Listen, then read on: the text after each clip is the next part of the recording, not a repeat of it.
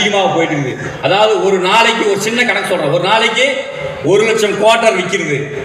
1,00,000 quarter என்ன பண்றான் செந்தில் பாலாஜி அவருடைய வேண்டிய சாராய ஆலையிலிருந்து பர்ச்சேஸ் பண்றாங்க. எப்படி பண்றாங்க? 60% வந்து பில் போட்டு வாங்குறாங்க, 40% பில் இல்லாத வாங்குறாங்க.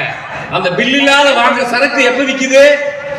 அரசாங்க கடை மூடிட்டு உடனே பார்ல அந்த 40% சரக்கு டைரக்டா வந்து விற்கிறாங்க.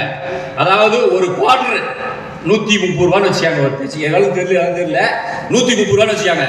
அதோடைய பாட்டில் விலை உள்ள சரக்கு விலை எல்லாம் சேர்த்து மொத்தம் 30 ரூபா தான். மீதி 100 ரூபாய் அரசாங்கத்துக்கு வரியா கட்டணும். ஆக அது 130 ரூபாய் ஆகுது. ஆனா இவங்க டாஸ்மாக் நேரம் எட்டு வர்றது 30 ரூபாய் மட்டும்தான் வந்து அவங்களுக்கு அந்த காசு மட்டும் தான். மீதி அரசாங்கத்துடைய பணம் அவர் வரியாக செலுத்தாத கருணாநிதி வீட்டுக்கு செந்தில் பாலாஜி மூலமாக அவர்கள் வீட்டுக்கு சென்று கொண்டிருக்கிறது. நீங்கள் எண்ணி பார்க்க வேண்டும். 60,000 குவார்டர் பில்லோட வருது, 40,000 குவார்டர் பில் இல்லாத வருது. அந்த பில்லோட வர குவார்டர் 130 ரூபாய் வைக்கிறான், பில் இல்லாத வர குவார்டர் 250 ரூபாய் வைக்கிறான். நீங்கள் எண்ணி பார்க்க வேண்டும். இதான் விஞ்ஞான ரீதியாக ஊழல் செய்த கருணாநிதி குடும்பம்ன்றதுக்கு இது ஒரு எடுத்துக்காட்டு. நீங்கள் எண்ணி பார்க்க வேண்டும். இந்த நாட்டிலே நீங்க எல்லாரும் ஆண் பெண்கள் எல்லாரும் இருக்கிறாங்க. நம்ம வீட்டுல பசங்கிறாங்க, பொண்ணுங்கிறாங்க. அவங்களாம் நன்றாக படிக்க வேண்டும், அவங்களுக்கு நல்ல மாதிரியா கல்யாணம் பண்ணி நம்ம எல்லாம் கொடுக்கணும்னு சொல்லி ஒவ்வொரு குடும்பத்தில் இருக்கிறவங்க என்ன நினைக்கிறான். ஆனா இன்னைக்கு நிலைமை என்ன? பசங்க காலேஜுக்கு போனாவோ இல்ல 10ஆம் 8வது படிக்கிற பையன்கிட்டே கஞ்சா இருக்குது, அப்படின்னு பிஸ்கட் சாக்லேட் வாயில ஏதோ போத. நீங்கள் எண்ணி பார்க்க வேண்டும். இந்த நாட்டு மக்களை பற்றி அவர்கள் கவலைப்படுகிறார்களா? அவருடைய கட்சியில் இருக்கின்ற அயலக அணி பொறுப்பாளர் 4,000 கோடிக்கு வந்து கஞ்சா வியாபாரம் பண்ணியிருக்கிறான். நீங்கள் எண்ணி பார்க்க வேண்டும். அவரெல்லாம் வந்து இன்னும் ஜெயிலில் தான் இருந்து கொண்டு இருக்கின்றார்கள். நீங்கள் எண்ணி பார்க்க வேண்டும். ஆகவே இவர்கள் குடும்பத்துக்கு மட்டும்தான் இது ஆட்சி செய்து கொண்டிருக்கிறார்கள். அதே போல கொள்ளை எங்க பார்த்தாலும் கொள்ளை நடக்குது, எங்க பார்த்தாலும் கொள்ளை நடக்குது. யாராவது ஒரு தனியா ஒரு பெண் கழுத்துல செயினை போட்டு நடக்கிறதுக்கு இல்ல, பைக்கில் போறான் அப்படியே சட்டுக்கு கட்டடிக்கிறான், கழுத்துல புடக்கிறான், அப்படியே இப்படின்னு போடுறான். இந்த ஆட்சியின் அவலங்கள் எண்ணி பார்க்க வேண்டும். ஸ்டாலின் தான் வராரு, விடியல் தர போறாரு. யாருங்க விடியல் வந்திருக்குது? நீங்கள் எண்ணி பார்க்க வேண்டும். கஞ்சா, கற்பழிப்பு, கூட்டு பலாத்காரம். ஒரு பெண்ணை கூட்டு போய் 10 பேர் சேர்ந்து கிடைக்குது, அமைச்சருடைய உதவியாளரை கெடுக்கிறான். நீங்கள் எண்ணி பார்க்க வேண்டும். நாட்டில் அதாவது இந்த ஆட்சி மீண்டும் தொடர்ந்தால் என்ன நடக்கும் என்பதே தெரியாது போயிடும். அவங்க சொல்றாங்க முதலமைச்சர் டெய்லி வந்து ஒரு போட்டோ ஷூட் நடத்துறதுக்கு மட்டும்தான் முதலமைச்சர், மீது என்ன நடக்குதுன்றதே முதலமைச்சருக்கு தெரியுதில்ல. ஆட்சி அதிகாரிகள் ஆட்சி செய்து கொண்டிருக்கின்றார்கள். இந்த நாட்டு மக்களுடைய கஷ்டங்களை நிவர்த்தி செய்ய நீங்கள் ஆட்சி செய்யவில்லை என்பதுதான் எங்களுடைய கூற்று. குடும்ப ஆட்சி நீங்க பாத்தீங்கன்னா அதிமுக எடுத்துக்கா, புரட்சி தலைவர் எம்ஜிஆர் அவர்கள் ஆட்சி கட்சி ஆரம்பிச்சாரு. புரட்சி தலைவர் உயிருக்கு போராடு என்று சொல்ல எனக்கு அடுத்தது இவர் தான் யாருக்கு நீ கை காட்டல. புரட்சி தலைவர் அம்மா அவர்கள் இந்த இயக்கத்தை நான் வழிநடத்துகிறேன், இந்த லட்சக்கணக்கான அனைத்து இந்திய அண்ணா திராவிட முன்னேற்ற கழக தொண்டர்களை நான் வழிநடத்துகிறேன் என்று அவர்கள் முன் வந்துதான் அனைத்து இந்திய அண்ணா திராவிட முன்னேற்ற கழகம் புரட்சி தலைவர் எம்ஜிஆருக்கு பின்பாக அம்மா பொதுச் செயலாளர் ஆனாங்க. அதே மாதிரி அம்மா பொதுச் செயலாளர் ஆனதுக்கு பின்பாக யார் முதல் பொதுச் செயலாளர்? சாதாரண ஒரு விவசாய குடிமகன், சிலுவம்பாளையத்தில் இருக்கின்ற சாதாரண ஒரு கிளை கழகத்துடைய செயலாளர்.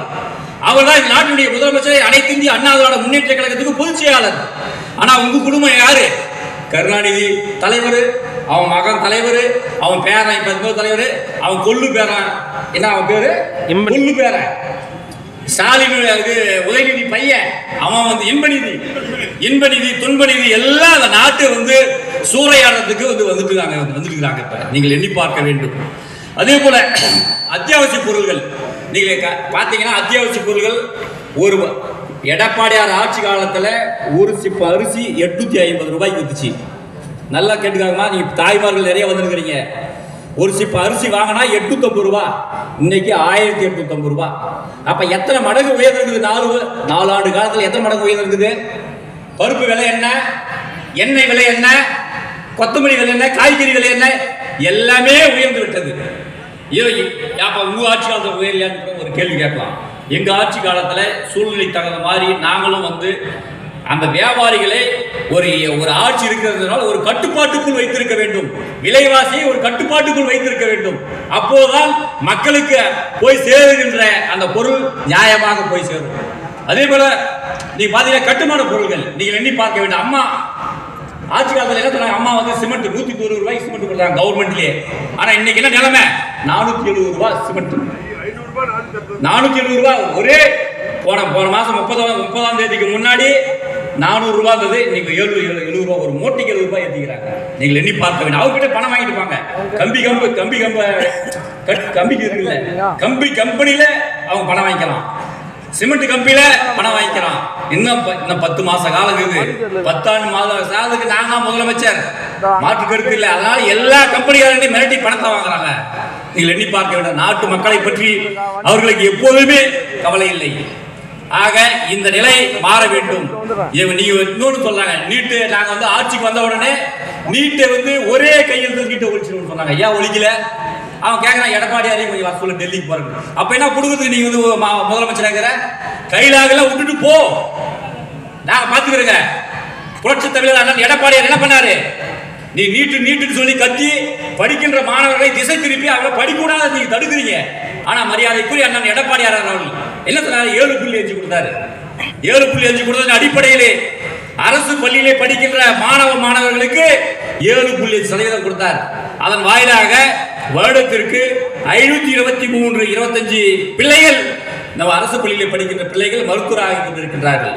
நீங்க பெரிய நீட்டை ஒழிக்கணும்னு சொல்லி செங்கலை தூக்கி காட்டினீங்க, மொட்டை எடுத்துன்னு போனீங்க, நீங்க நீட்டை ஒழிக்கணும்னு சொன்னீங்க. நீங்க பெரிய அறிவாளிகளா? எதுவுமே சொல்லாத இன்றைய சாதாரண ஒரு ஏழை பங்காளர் மரியாதைக்குரிய எடப்பாடியார், புரட்சி தமிழர் எடப்பாடியார் அவர்கள் எதையுமே சொல்லாத